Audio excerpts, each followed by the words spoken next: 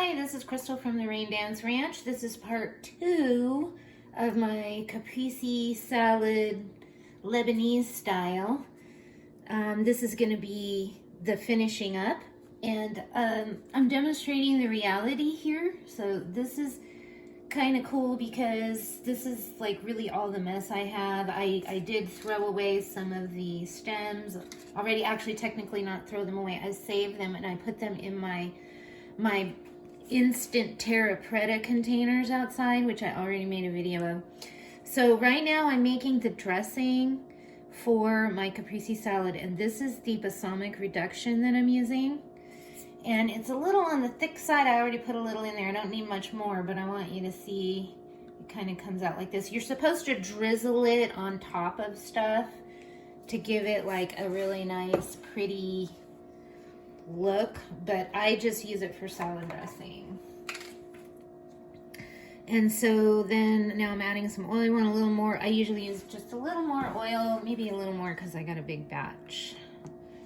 I use quite a bit more oil than I do, maybe one more shot of the balsamic, just because I wasn't thinking about how much I have. So this is the oil that I usually use, grapeseed oil, because my roommate is allergic to avocado oil, but I used to use avocado oil all the time, but now I've switched to grapeseed. Okay, and then again, this is gonna go out into the garden. These are my leftover tomatoes. I always seed my tomatoes for this particular dish. When you eat the seeds, they apparently have the effect of preventing nutrition uptake. But it has been, from what I understand, a long-term tradition, I guess you could say, or practice in Italy, where, you know, the capital of tomato eaters, to take out the seeds from tomatoes. And I also read somewhere years ago that in Italy, they actually thought that tomatoes were poison, and they usually grew tomatoes as ornamental plants, which I think is kind of interesting. I don't know how true that is. It's something I read and was thinking about. Okay, so then I whisk this together, and I need to mix this salad part together. So in here I've got the tomatoes are all diced up, the diced up mozzarella, and all of these greens it's mostly basil, maybe slightly less in terms of volume, parsley, and all chopped up, and then a little bit of mint, like maybe 10 leaves of mint.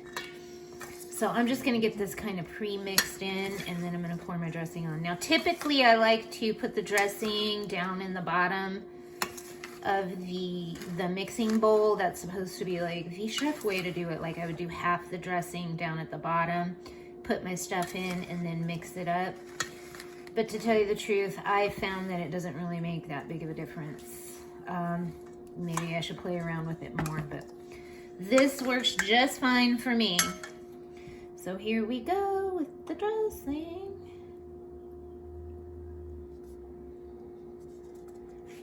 And I'm gonna take my knife and scrape some of this out, because some of that balsamic, I wanna make sure to get all that balsamic, because that just adds that nice little bit of tangy sweetness or whatever. I don't know what you call that flavor, but it is some good stuff.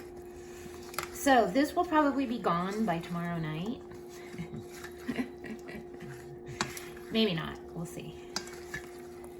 I'm going to a Christmas party tonight, and I'm gonna bring some to my son. So it probably will be gone by tomorrow, because this is pretty much what I'm going to be eating with every meal. Now I typically chop these up a little finer, like that's actually like a big chunk. But I'm going to try it the fast method, where you're not all particular about making sure everything gets small. And I think it'll still be good.